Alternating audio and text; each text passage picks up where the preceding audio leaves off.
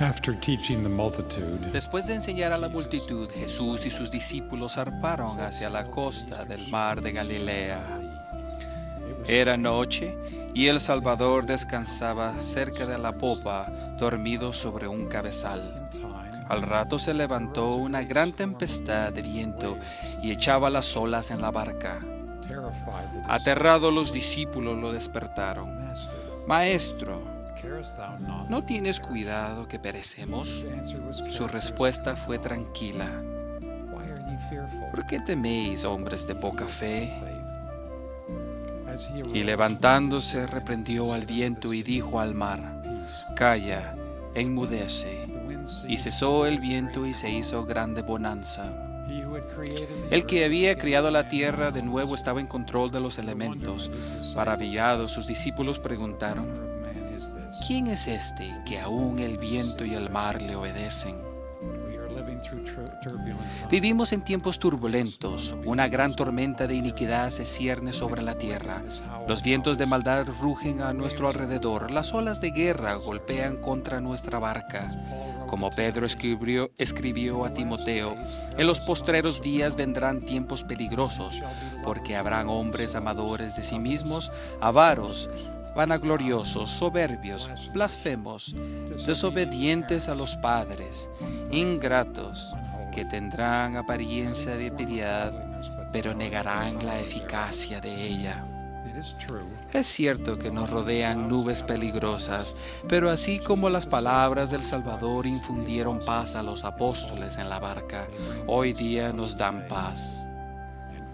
Mas cuando oigáis de guerras y de rumores de guerras, no os turbéis, porque es necesario que suceda así, pero aún no es el fin. Si estáis preparados, no temeréis. Recordemos que el Señor enseñó al hermano de Jared a construir barcos para que su familia viajara por el océano, para protegerlos del viento y las olas y para llevarlos a la tierra prometida. Él diseñó esos barcos. El diseño de esos barcos no era común, pero eran seguros, y sucedió que cuando eran sepultados en el abismo no había agua que los dañara, y ningún monstruo del mar podría despedazarlos, ni ballena alguna podría dañarlos. Sin embargo, esos barcos no tenían luz, lo cual preocupó al hermano de Jared. Él no deseaba que su familia viajara en oscuridad, de modo que en vez de esperar, él llevó sus preocupaciones al Señor. ¿Qué queréis que yo haga para que tengáis luz en vuestros barcos? La respuesta del hermano de Jared requirió esfuerzo diligente de su parte. Él subió al monte de Shelem y de una roca fundió 16 piedras pequeñas. Luego le pidió al Señor que tocara esas piedras para que dieran luz. Como padres y líderes debemos recordar que no conviene que el Señor mande en todas las cosas. Al igual que el hermano de Jared, debemos considerar las necesidades de nuestra familia, hacer un plan para satisfacerlas y luego llevar este plan al Señor en oración. Eso requerirá fe y esfuerzo, pero Él nos ayudará si buscamos su apoyo y hacemos su voluntad. Después de la experiencia que tuvo con el Señor, el hermano de Jared continuó preparándose para la jornada que tenía por delante. De ese mismo modo debemos dar oído a las enseñanzas de nuestros profetas vivientes. Ellos nos han aconsejado a poner nuestras vidas en orden, a salir de deudas, a almacenar comida y otros artículos esenciales, a pagar nuestros diezmos, a obtener una educación adecuada y a vivir los mandamientos. ¿Hemos obedecido estas instrucciones fundamentales? Al ver la mirada de nuestros hijos y nietos, vemos la duda y el temor de nuestros tiempos. Por doquiera van esos seres queridos por el mundo, oyen de desempleo, pobreza, guerra, inmoralidad y delitos, y se preguntan, ¿cómo harán frente a esos problemas?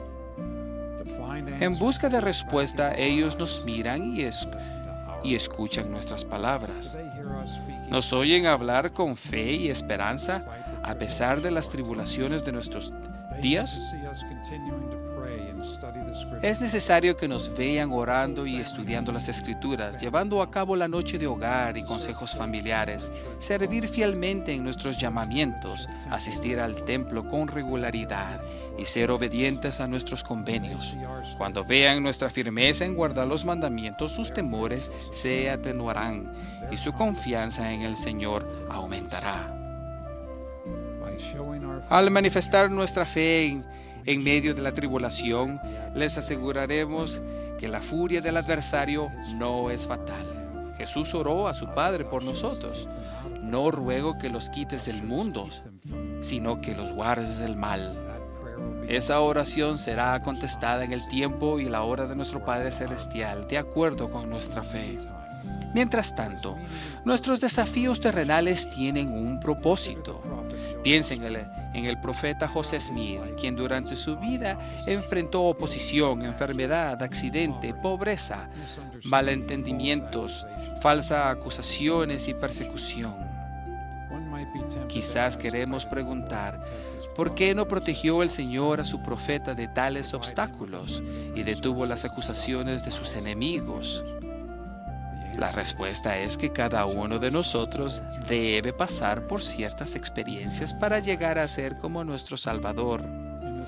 En la escuela de la vida, el maestro es muchas veces el dolor y la tribulación, pero las lecciones tienen por objetivo refinar, fortalecer y no destruir. En nuestros días, el brazo firme del Señor nos rodea mediante las ordenanzas de sus santos templos. El profeta José dijo a los santos en Nabú: necesitáis una investidura, hermanos, a fin de que estéis preparados y podáis vencer las cosas, todas las cosas. Cuánta razón tenía. El ser bendecidos con los convenios del templo y el ser investidos con poder hicieron posible que los santos de los últimos días soportaran con fe sus tribulaciones. Al fin de su jornada pionera, Sarah Rich escribió: si no hubiese sido por la fe y el conocimiento que se nos confirieron en ese templo, nuestra jornada hubiera sido como dar un salto en la oscuridad. Me siento conmovido por el grado de tribulación que tuvo nuestro Salvador. A pesar de que era el unigénito del Padre, hombres maliciosos trataron de quitarle la vida desde el principio. A lo largo de su ministerio, era objeto de rumores, mentiras y persecuciones. Me siento especialmente impresionado al meditar en la semana que aconteció a su muerte. Los sacerdotes principales cuestionaron su autoridad, trataron de tenderle trampas y en 2 ocasiones conspiraron matarlo. En Getsemaní, mientras sus discípulos dormían, sufrió por los pecados de la humanidad y sangró por cada poro. Fue traicionado, arrestado, interrogado, golpeado. Después de la interrogación del consejo, Herodes se burló de él y finalmente fue llevado ante Pilato, donde se le presentó ante una furiosa multitud. Habiéndosele azotado y coronado con espinas, fue obligado a llevar su cruz hasta Gólgota. Se traspasaron con clavos las manos y los pies. Levantaron su cuerpo entre ladrones comunes. Los soldados echaron suerte por sus posesiones terrenales y se le dio vinagre para calmar su sed. Después de 6 horas, encomendó su espíritu en las manos de su Padre y habiendo dicho eso, murió. Al observar la última semana de la vida del Salvador desde nuestra perspectiva mortal, la primera impresión que tengamos tal vez sea de una de sufrimiento y destrucción. Quizás solo veamos a la madre del Salvador y a otras personas llorando en el lugar de la cruz, a soldados temerosos, la tierra en gran conmoción, rocas partidas en pedazos, el velo del templo rasgado y en 3 horas de oscuridad que cubría la tierra. Una escena similar de tempestades y destrucción ocurrió en el Nuevo Mundo. En unas palabras, vemos el rugir de una terrible tempestad. Pero miremos de nuevo, esta vez a través del ojo de la fe. En esa última semana de gran agonía, Pensemos en que Jesús enseñó, testificó, animó, bendijo y fortaleció las personas que lo rodeaban. Levantó a Lázaro de los muertos, enseñó acerca de su Padre, puso el templo en orden, dio varias parábolas, presenció la ofrenda que hizo la viuda, instruyó a sus discípulos en cuanto a las señales de su segunda venida, visitó la casa de Simón el leproso, instituyó la Santa Cena, lavó los pies de sus apóstoles y enseñó a sus discípulos a amarse unos a otros. Testificó de su divinidad como el Hijo de Dios y enseñó en cuanto al Espíritu Santo. En su gran oración intercesora suplicó a su Padre por sus apóstoles y todos los que creyeran en las palabras de ellos, para que tengan su gozo cumplido en sí mismos. En su hora más tenebrosa, la luz de paz y gozo no se desvaneció, brilló con más intensidad. Después de su muerte, Él apareció a María Magdalena. Qué gran gozo hubo aquella mañana al propagarse la noticia: ha resucitado. Más tarde apareció a unas mujeres en el camino, a Cleofas y a un discípulo que viajaba a Emaús, y a los apóstoles y discípulos en el aposento alto, y a Tomás y a otros. Repito, hubo gozo y alegría en la expiación y la resurrección. Pero eso no era todo. En una visión, el presidente Joseph F. Smith vio la visita del Salvador al mundo de los espíritus. Se hallaba reunida en un lugar una compañía innumerable de los espíritus de los justos que habían sido fieles en el testimonio de Jesús mientras vivieron en la carne.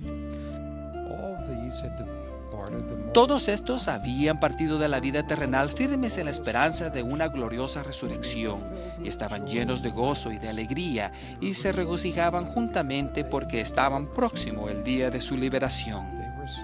Se hallaban reunidos esperando el advenimiento del Hijo de Dios al mundo de los espíritus para declarar su redención de las ligaduras de la muerte.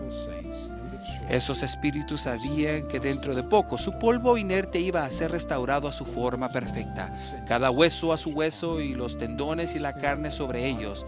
El espíritu y el cuerpo iban a ser reunidos para nunca más ser separados, a fin de recibir una plenitud de gozo. Y mientras esta innumerable multitud esperaba y conversaban, regocijándose en la hora de su liberación de las cadenas de la muerte, apareció el Hijo de Dios y declaró libertad a los cautivos que habían sido fieles.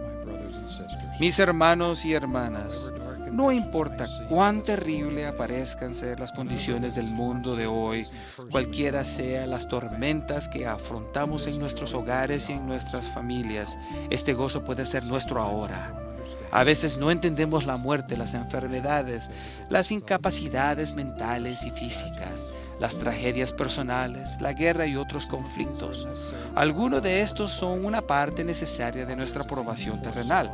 Otros, como lo previó Enoc, son parte de la preparación para la segunda venida del Salvador, en que se obscurecerán los cielos y un manto de tinieblas cubrirá la tierra, y temblarán los cielos así como la tierra, y habrá grandes tribulaciones entre los hijos de los hombres. Mas dijo el Señor: preservaré a mi pueblo. Y cuando Enoc vio esas cosas, recibió una plenitud de gozo.